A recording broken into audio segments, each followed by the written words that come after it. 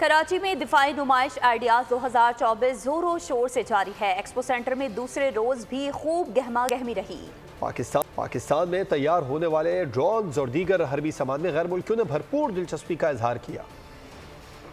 दिफाई नुमाइश आइडियाज 2024 में पाकिस्तानी जदीद असला दुनिया की तवज्जो का मरकज। नुमाइश में पाकिस्तानी साख्ता tanks, anti aircraft guns, drones, G3 rifles, sub machine guns, जदीद टेक्नोलॉजी से आरास्ता सामान हर्ब में गैर मुल्की मंदूबीन का भरपूर इजहारी दिलचस्पी। POF के कमर्शियल मैरी साजिद महमूद के मुताबिक जंगी आलात से आरास्ता दुश्मन को निशाना बनाने वाले ड्रोन्स ने गैर मुल्की अस्करी माहिरीन की तवज्जो समेट ली। POF के साथ पाकिस्तान में तैयार करदा दाऊद सन्स के जंगी सामान समेत दीगर असले के स्टॉल्स पर रश रहा। असले की सनत से वाबस्ता मुस्तंसर हुसैन का कहना था कि पाकिस्तान का असला मयारी और सस्ता है। नुमाइश में तुर्की, ईरान, चीन और जापान समेत तीनों मुसल्लह अफवाज के स्टॉल्स भी तवज्जो का मरकज बने रहे।